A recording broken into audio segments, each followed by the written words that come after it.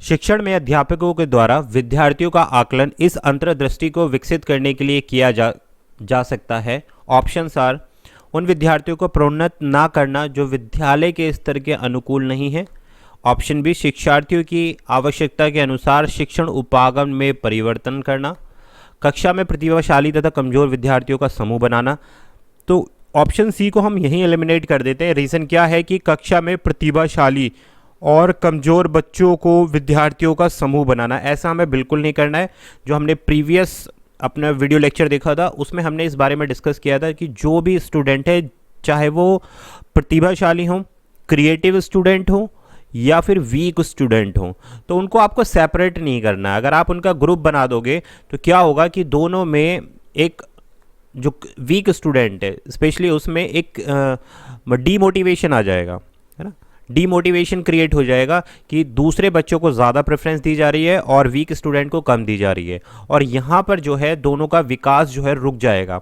अगर ये दोनों स्टूडेंट या ये दोनों ग्रुप आपस में एक दूसरे के साथ मिलकर सीखेंगे तो यहाँ से बहुत सारी नई चीज़ें निकल के आती हैं, जो आपस में एक दूसरे के साथ, ये क्रिएटिव स्टूडेंट वीक के साथ और वीक स्टूडेंट क्रिएटिव के साथ में शेयर कर सकते हैं। तो ऑप्शन नंबर सी को आप यहीं पर एलिमिनेट कर सकते हैं। उन विद्यार्थियों की पहचान करना जिन्हें उच्चतर कक्षा में प्रोन्नत करना है। खाली यही कार्य है कि आकलन करने का कि जिन बच्चों को हमें हायर क्लासेस में भेजना है केवल इसीलिए हम आकलन करते हैं? जी नहीं। राइट आंसर क्या हुआ? ऑप्शन नंबर बी, शिक्षार्थियों की आवश्यकता के अनुसार शिक्षण उपागम, टीचिंग लर्निंग मेथड में परिवर्तन करना। मेन क्या आकलन का मतलब क्या है? आकलन का मतलब है यहाँ पर असेसमेंट, इंग्लिश में बोलते हैं। असेसमेंट मीनिंग इज कि जो भी आपने बच्चों को पढ़ाया है उसमें बच्चे ने कितना लर्न कर लिया है और उस पर क्या सीखने में उसकी गलतियां आ रही हैं, क्या मिस्टेक कर रहा है ड्यूरिंग द लर्निंग के दौरान, उपागम के दौरान बच्चा क्या मिस्टेक कर रहा है। ये हम किसके थ्रू फाइंड आउट करेंगे? असेसमेंट के थ्रू फाइंड आउट करेंगे। और असेसमेंट के थ्रू जो हमने पाया कि हाँ बच्चा यहाँ मिस्टेक्स कर रहा है, कि उसको टीचर के द्वारा पढ़ाए गए लेक्चर में चेंज चाहिए, वो चाहता है कि किसी और मेथड के थ्रू आप उसको समझाएं, तो बच्चे की आवश्यकता अनुसार शिक्षण उपागम में परिवर्तन करना। Option number B is the right answer. तो बढ़ते हैं आगे। Hello and welcome back to the Shiksha for Naukri. Discuss करेंगे important questions. Model paper number 14 को डिस्कस कर रहे हैं टीचिंग एप्टीट्यूड के लिए, उत्तराखंड एलटी एग्जाम के लिए। प्रीवियस जितने भी हमने मॉडल टेस्ट पेपर डिस्कस किए हैं बहुत ही इंपॉर्टेंट क्वेश्चन है उन सभी में, तो ज़रूर जाकर देखें। वीडियो का लिंक मिल जाएगा ऊपर आई सेक्शन में। टेलीग्राम पर ज़रूर फॉलो करें क्योंकि यहाँ पर पीडीएफ मिलेगा इस वीडियो का, और जितने भी हमने पुरानी वीडियोस डिस्कस करी हैं उनका भी सबका आपको टेलीग्राम पर पीडीएफ मिल जाएगा। चैनल पर नए हो तो यार सब्सक्राइब जरूर कर देना और वीडियो को एंड तक देखना। एक एक क्वेश्चन आप लोगों के लिए बहुत हेल्प करेगा। कॉन्सेप्ट क्लियर क्लास है बेसिकली। इन क्वेश्चन के हेल्प से हम क्या कर रहे हैं? कॉन्सेप्ट फॉर्मेशन कर रहे हैं, कॉन्सेप्ट और टॉपिक्स क्लियर करते हुए चल रहे हैं। क्वेश्चन नंबर 2, पियाजे के अधिगम के संज्ञानात्मक सिद्धांत के अनुसार संज्ञानात्मक संरचना को संशोधित करने वाली प्रक्रिया को क्या कहा जाता है? तो जीन पियाजे आपको पता है, जीन पियाजे की जो थ्योरी है वो किस चीज़ पर प्रपोज्ड है? Cognitive development theory. तो पहला हमारा टॉपिक यहाँ से क्लियर हो जाता है, कॉग्निटिव डेवलपमेंट थ्योरी की संज्ञानात्मक सिद्धांत पर बेस्ड है। ठीक है, संज्ञान से यानी कि मस्तिष्क से, जो माइंड बोला जाता है ना जिसको संज्ञान, उसकी संरचना पर बात करते हैं। चाइल्ड डेवलपमेंट पर बात करते हैं, ये बाल विकास पर बात करते हैं। स्टेजेस ऑफ चाइल्ड डेवलपमेंट इन्होंने दी है, 4 स्टेजेस में बात की है कि कैसे कैसे बच्चा अलग अलग अपनी आयु में डेवलपमेंट की क्रियाओं को शो करता है। तो यहाँ बात कर रहे हैं संरचना को संशोधित करने वाली प्रक्रिया को क्या कहा जाता है? निवास, समावेश, स्कीम, बोध। इंग्लिश में एक बार देख लेते हैं। निवास को यहाँ बोला जाता है अकोमोडेशन, एकोमोडेशन। ठीक है, समावेश का मतलब होता है इंक्लूजन।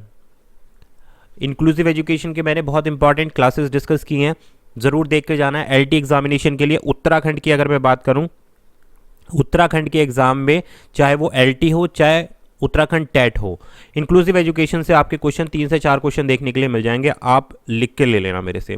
ऑप्शन नंबर सी क्या है? स्कीम, स्कीमा जिसको बोल जाते हैं, सेट ऑफ इंफॉर्मेशन जो आपके दिमाग में फीड होती है जितनी भी जानकारी, उसको स्कीम या स्कीमा बोला जाता है। बोध मतलब नॉलेज।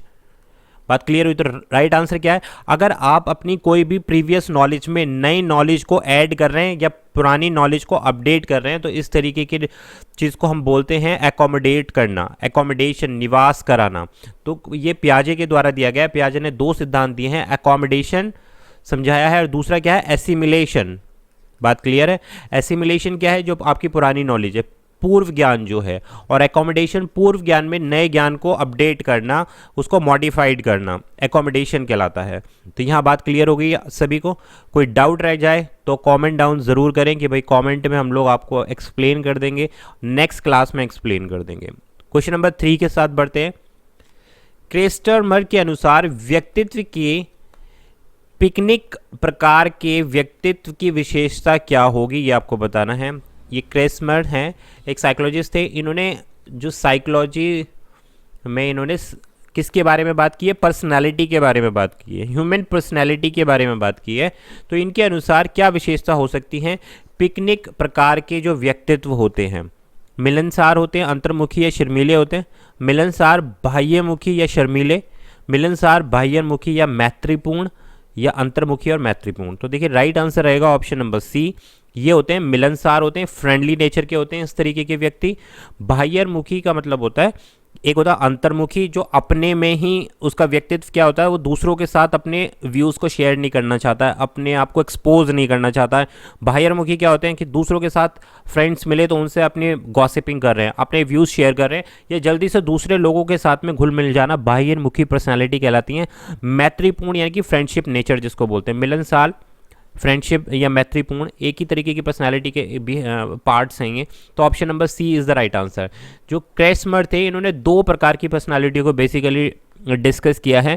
पहली जो पर्सनालिटी का टाइप इन्होंने बताया कि सेंसिटिव, संवेदनशील, और किस तरीके की होती है भाई, और cold personality, sensitive and cold personality की। कुछ लोग इस कैटेगरी में आते हैं। कुछ लोगों का व्यक्तित्व कैसा होता है, संवेदनशील होता है और ठंडे स्वभाव का होता है। दूसरी जो इन्होंने रिप्रेजेंट की है कि हैप्पी पर्सन होते हैं, यानी कि खुशनुमा जो पर्सन होते हैं, और या फिर सैड होते हैं। तो ये इन्होंने अपनी पर्सनालिटी की थ्योरी में और पर्सनालिटी को डिफाइन करते हुए इन्होंने इस तरीके से 2 ग्रुप में डिवाइड किया है कि एक प्रकार के व्यक्ति ऐसे होते हैं जो सेंसिटिव और कोल्ड होते हैं, दूसरे प्रकार का जो व्यक्तित्व होता है वो हैप्पी और सैड होता है। तो option C is the right answer. Next question number 4, बाल विकास के निम्न सभी वकालत सिद्धांत सीखने की प्रोत्साहन प्रक्रिया के निकटतम है सिवाय। क्वेश्चन को ध्यान से पढ़ना। बाल विकास के निम्न सभी वकालत सिद्धांत सीखने की प्रोत्साहन प्रक्रिया के निकटतम है सिवाय हल, गैसेल, पावलोव या फिर स्किनर। तो ध्यान देना क्या है ये सारे के सारे साइकोलॉजिस्ट के नेम हैं। ये सारे के सारे साइकोलॉजिस्ट हैं। हल कौन है, ये भी एक साइकोलॉजिस्ट हैं, गैसेल भी, पावलोव भी और स्किनर भी। तो ये बोलते हैं बाल विकास के निम्न सभी वकालत सिद्धांत सीखने की प्रोत्साहन प्रक्रिया के निकटतम है सिवाय। कि सीखने की प्रोत्साहन प्रक्रिया, देखो पावलोव का भी जो सिद्धांत है वो किससे है, सीखने का सिद्धांत है ना, सीखने का सिद्धांत है इनका भी। स्किनर का भी भाई सीखने का सिद्धांत है। अलग अलग प्रकार से इन्होंने सीखने की प्रक्रियाओं को एक्सप्लेन किया है। पावलोव ने अपने मेथड अलग दिए हैं, स्किनर ने अपने मेथड अलग दिए हैं, हल ने अलग दिए हैं। तो सबसे डिफरेंट जो है यहाँ पर वो है गैसेल। बात क्लियर है।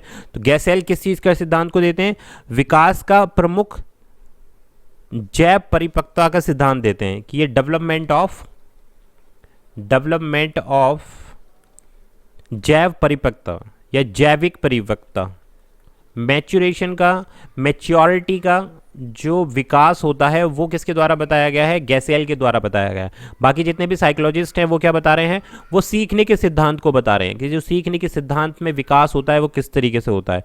गैसेल क्या बता रहे हैं कि किस प्रकार से विकास, जैविक मैच्योरिटी में विकास होता है। तो ये बता रहे हैं गैसेल, तो इसलिए डिफरेंट हो गए दूसरों से।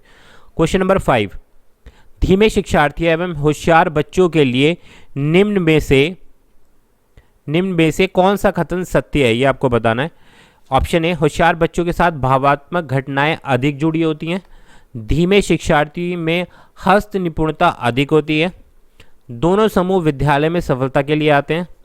जब दोनों समूह के सदस्य बहुत जवान होते हैं तो उनकी पहचानना और मुश्किल हो जाता है। तो यहाँ पूछा गया धीमे शिक्षार्थी यानी कि स्लो लर्नर्स, इनको बोलते हैं हम स्लो लर्नर्स। होशियार किसी भी तरीके से आप बोल सकते हो, क्रिएटिव स्टूडेंट है ना, इनको होशियार बोलते हैं, जिनका आईक्यू लेवल ज़्यादा है। बेसिकली आप ऐसे भी कह सकते हो। तो इनमें से कौन सा कथन सत्य है इन दोनों के लिए? तो राइट आंसर है यहाँ पर ऑप्शन नंबर बी। नहीं, option number C is the right answer, कि दोनों समूह विद्यालय में सफलता के लिए आते हैं। बिल्कुल सही बात है भाई। देखिए ये एक समूह ही हो गया कि एक स्लो लर्नर्स हैं और एक क्रिएटिव स्टूडेंट है या फिर होशियार इंटेलिजेंट बच्चों का एक ग्रुप है और एक स्लो लर्नर्स हैं तो दोनों स्टूडेंट ही। वैसे हम इसको ग्रुपिज्म में डिवाइड नहीं करेंगे, बोलेंगे हम इनको स्टूडेंट्स ही, लेकिन ये टाइप ऑफ स्टूडेंट हो गए कि एक प्रकार स्लो लर्नर्स हैं कि जो लर्न तो करते हैं लेकिन उनकी जो सीखने की प्रक्रियाएं हैं और जो सीखने का टाइम है वो ज़्यादा है as compare to other student. तो देखिए भाई हर किसी बच्चे का एक इंडिविजुअल डिफरेंस होता है, कोई बच्चे बहुत जल्दी सीख जाते हैं, कोई बच्चे उसी चीज़ को देर में सीखते हैं। तो ये क्या है, इंडिविजुअल डिफरेंस कहलाता है। तो दोनों समूह बेसिकली क्या कर रहे हैं, स्कूल में जाते हैं किस चीज़ के लिए, सीखने के लिए, लर्न करने के लिए, लर्निंग बढ़ाने के लिए और सफलता प्राप्त करने के लिए। बात क्लियर? तो option number C is the right answer. B क्या बोलता है, धीमे शिक्षार्थियों में हस्त निपुणता अधिक होती है। ऐसा कुछ भी नहीं है। होशियार बच्चों के साथ भावात्मक घटनाएं अधिक जुड़ी होती हैं। बिल्कुल नहीं जी। जब समूह दोनों के सदस्य बहुत जवान होते हैं तो उन्हें पहचानना, देखिए इसका इससे कोई लेना देना नहीं है। तो राइट आंसर है option number C. Next question के साथ हम बढ़ेंगे, क्वेश्चन नंबर 6। एक बाल विहार कक्षा में बच्चे से यह उम्मीद करना एक कारण होगा क्या, पौधों का ध्यान रखना, मिट्टी कार्य के बाद सफाई करना, पेंटिंग क्रियाओं के लिए एक पुरानी शर्ट लाना, सफाई करने के सही समय को जानना। तो ये क्वेश्चन जो है लोअर लेवल के लिए है, लोअर लेवल एग्जाम के लिए है। मोस्ट प्रोबेबली एलटी में इस तरीके का क्वेश्चन ना पूछा जाए, लेकिन यहाँ से आपका कॉन्सेप्ट फॉर्मेशन हो जाएगा, इसलिए मैंने ये क्वेश्चन डाला कि यहाँ से आपको साइकोलॉजी की बहुत सारी, जो एप्टीट्यूड की बहुत सारी चीज़ें सीखने के लिए मिलेंगी कि जो छोटे क्लास के बच्चे होते हैं उनसे यह उम्मीद करना एक कारण होगा। क्या कारण होगा कि पौधों का ध्यान रखें, वो मिट्टी कार्य के बाद सफाई करना, पेंटिंग क्रियाओं के लिए एक पुरानी शर्ट लाना, सफाई करने के सही समय को जानना। तो आप भी यहाँ कंफ्यूज हो जाओगे क्या राइट आंसर है। राइट आंसर है यहाँ पर ऑप्शन नंबर डी, सफाई करने के सही समय को जानना। अब ये क्या कह रहा है भाई, सफाई करने का मतलब क्या है कि टीचर ने इस बच्चे को एक एक्टिविटी दी है। ओके कोई एक एक्टिविटी दी है जिससे बच्चा क्या कर रहा है, लर्निंग बाय डूइंग कर रहा है, लर्निंग बाय डूइंग। लेकिन अब बच्चा जो है क्या कर रहा है, एक्टिविटी में इन्वॉल्व है, लेकिन अब उसे ये नहीं पता है कि सफाई करने के सही समय को जानना। ये चीज़ उसको ये नहीं पता है कि भाई जो एक्टिविटी मुझे दी थी वो कितने समय पर ख़त्म करनी है, क्योंकि बच्चा छोटा है, हो सकता है कि उसे वॉच प्रॉपरली वॉच करनी ना आती हो, देखनी ना आती हो कि घड़ी को सही समय कैसे देखें। तो इस तरीके की क्रियाओं में हम बच्चे से ये उम्मीद नहीं करेंगे कि बच्चा जो है एक्टिविटी तो कर रहा है साथ साथ उसको अपने प्रॉपर टाइम पे फिनिश कर दे। तो ये उम्मीद करना हमारा जो है सही नहीं होगा, क्योंकि बच्चे अभी छोटे हैं। आपको क्या करना होगा, बच्चे को हिंट देना होगा कि भाई आपकी समय अवधि समाप्त होने वाली है, या फिर आप अभी इतने समय पर है और इतनी देर में आपकी एक्टिविटी फिनिश हो जाएगी। क्योंकि बच्चे छोटे हैं, घड़ी को सही से नहीं पढ़ सकते, केवल वो एक्टिविटी में इन्वॉल्व है, इतना ही काफ़ी है। नेक्स्ट बढ़ते हैं क्वेश्चन नंबर 7 के साथ में। एक पाठ जिसमें सर्वप्रथम उदाहरण दिए जाते हैं और फिर विद्यार्थियों को एक सामान्य नियम से या सिद्धांत निकालने को कहा जाता है, क्या कहलाता है। वेरी इंपॉर्टेंट टॉपिक, यहाँ से हमारा एक टॉपिक निकल के आ रहा है। क्या निकल के आ रहा है, टीचिंग से रिलेटेड। और इस तरीके के क्वेश्चन आपके एलटी एग्जाम में देखने के लिए आपको ज़रूर मिलेंगे यहाँ से कि इंडक्टिव मेथड क्या होता है, inductive method of teaching, deductive method of teaching, ये क्या किस में आता है, ये टाइप्स ऑफ टीचिंग में आता है, टाइप्स ऑफ टीचिंग मेथड में आता है। और यहाँ से क्वेश्चन एलटी में पूछे जाते हैं, क्योंकि ये लेक्चरर ग्रेड के जो क्वेश्चंस बनते हैं यहाँ से। तो कौन सी ऐसी विधि है जिसमें सर्वप्रथम उदाहरण दिए जाते हैं और फिर विद्यार्थियों को एक सामान्य नियम और सिद्धांत की ओर ले जाया जाता है। निगात्मक विधि है, अनुगात्मक विधि है, ज्ञान पाठ या विकासशील पाठ। Right answer option number A, निगात्मक विधि यानी कि इंडक्टिव मेथड, इंडक्टिव मेथड। दूसरा क्या होता है, डिडक्टिव मेथड। तो इंडक्टिव मेथड में क्या होता है, एग्जाम्पल से रूल की ओर ले जाया जाता है, ठीक है। और डिडक्टिव मेथड में क्या होता है, रूल से एग्जाम्पल की ओर ले जाया जाता है। तो इंडक्टिव मेथड में हम क्या करते हैं, कुछ ड्राइव, कुछ इनोवेट करके लेके आते हैं कि आप एक एग्जाम्पल के माध्यम से बच्चे को और क्लास को समझाएंगे और कुछ नया फॉर्मूला निकाल कर लेके आएंगे। तो वो क्या कहलाता है, आपका निगमनात्मक प्रक्रिया कहलाती है, इंडक्टिव मेथड ऑफ टीचिंग कहलाती है। बात क्लियर हो गई। नेक्स्ट बढ़ेंगे आगे हम क्वेश्चन नंबर 8 के साथ। एक अच्छी विज्ञान पाठ्य पुस्तक का गुण है क्या अच्छा विज्ञान जो साइंस पुस्तक है उसका एक बहुत अच्छा एक क्वालिटी क्या होनी चाहिए, अव्यवस्थित सामग्री, यानी कि उसमें जो भी चीज़ कंटेंट दिया है वो व्यवस्थित नहीं है। नवीनतम जानकारियों का शामिल होना, काले और सफ़ेद चित्र बने होना, उसमें ग्राफ बना होना, या फिर बहुत कॉस्टली होगी तो अच्छी होगी। बहुत आसान क्वेश्चन है।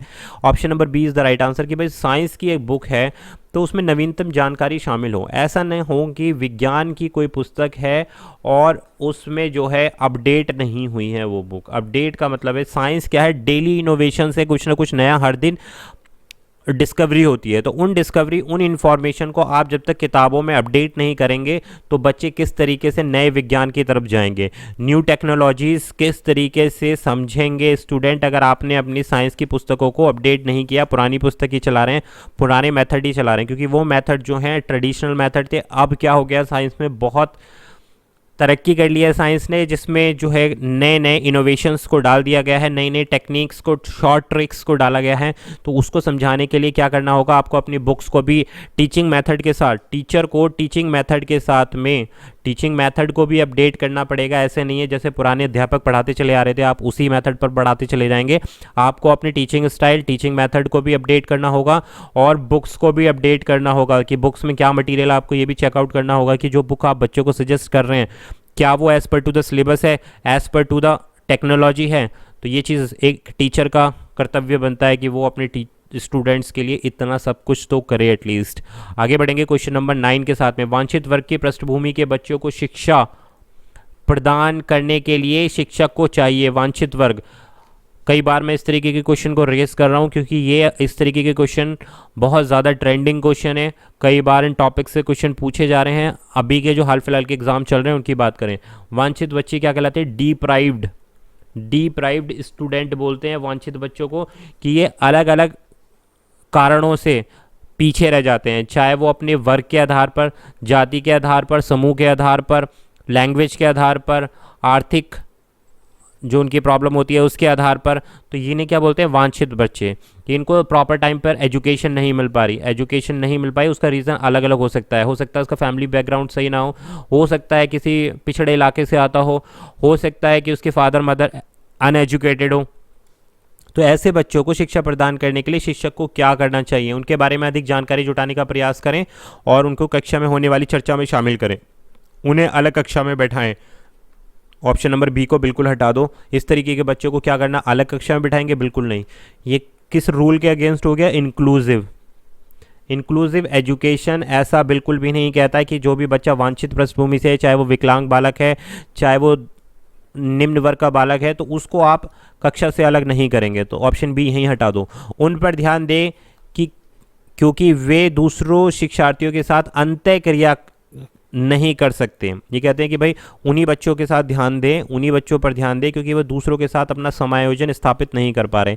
तो ऐसा भी नहीं है कि भाई आप केवल वांछित बच्चों को ही देखेंगे, जो पिछड़े बच्चे हैं उनको ही क्लास में पढ़ाएंगे। आपको इक्वली ट्रीट करना है सबको, बस ये ध्यान रखना, आपको बराबर ट्रीट करना है हर एक बच्चे को। तो ऑप्शन नंबर सी यहाँ से हट गया। उन्हें बहुत सी लिखित कार्य दें, बिल्कुल नहीं।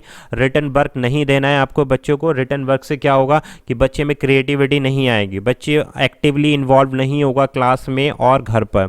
बच्चा बोर फील करेगा, बर्डन फील करेगा अगर आप उसको लिखित कार्य दे रहे हैं, जैसे हमें दिया जाता था जब मैं 9th और 10th क्लास में था। तो इतना ज़्यादा रिटन वर्क दिया जाता था कि हमें क्लास में क्या क्वेश्चन रेज करना, हम क्या पढ़ रहे हैं कुछ समझ में नहीं आ रहा। केवल एक ही टारगेट रहता था मेरा घर पे आने के बाद, वो था होमवर्क।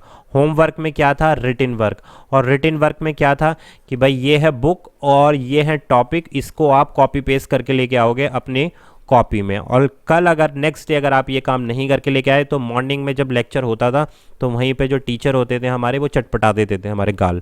तो इससे क्या हुआ, हमारे अंदर एक डर बैठ गया कि अगर हम ये काम नहीं करेंगे तो हमारी पिटाई होगी। दूसरा क्या हुआ, हम अगर कोई क्वेश्चन करते हैं, हमें कोई टॉपिक समझ में नहीं आता या हमारी कोई जिज्ञासा थी टीचर से पूछने की, तो वो हमारी अंदर ही बैठ गई। हम अपना एक्सप्रेशन नहीं कर पाए, हम स्टूडेंट से डिस्कस नहीं कर पाए टॉपिक को, टीचर से डिस्कस नहीं कर पाए, ना ही टीचर ने हमें कुछ बताया। तो क्या हुआ, रीज़न क्या निकला, रिजल्ट क्या निकला कि जो हमारी लर्निंग थी वो बहुत पीछे चली गई। हमें सीखने में बहुत टाइम लगा और जो हमने सीखा वो फिर हमने अपने प्रयासों से सीखा, यहाँ पर टीचर का कोई रोल नहीं रहा। तो हमें ऐसा बिल्कुल नहीं करना। हमें क्या करना है, उनके बारे में अधिक जानकारी जुटाने का प्रयास करना चाहिए। जो डिप्राइव्ड चाइल्ड हैं उसके बारे में ये जानना चाहिए कि भाई ये बच्चा क्या चाहता है और ये किस तरीके से सीखने में इंटरेस्टेड है, और क्या क्या इसको बार बार चर्चा में शामिल करें। चर्चा में शामिल करने का मतलब कि कोई टॉपिक चल रहा है तो उसको इंक्लूड करने का चलें, ऐसा नहीं कि उसको एक्सक्लूड कर दिया। बहुत सारे टीचर हमारे क्लास में ऐसे होते थे कि जो बच्चे अच्छे मेरिट वाले होते थे केवल उनसे ही कहते थे कि भाई ये क्वेश्चन सॉल्व करो, ये या बुक रीडिंग करो, या उनसे ही क्वेश्चन रेज करते थे और हम बेवकूफ़ों की तरह बैठे रहते थे। तो हमें ऐसा लगता था कि शायद हमें कम आता है, उस बच्चे को ज़्यादा आता है। तो इस तरीके की फीलिंग्स जब मन में आ जाती हैं तो बच्चा क्या हो जाता है, डीमोटिवेट हो जाता है ना, अपने आप को कॉन्फिडेंस में नहीं लेके आ पाता है क्लास में, ना ही उसके अंदर फिर क्वेश्चन रेज करने का मन रहेगा कि हाँ भी मैं अपने टीचर से कोई क्वेश्चन रेज करूँ। वो खुद ही ये सोच चुका है कि यार मैं तो दूसरे बच्चे से वैसे ही पीछे हूँ। तो ये सारी चीज़ें जो है ध्यान में रखनी चाहिए। आप टीचर बनेंगे आगे जाकर तो ये सब चीज़ें आपको पता होनी चाहिए।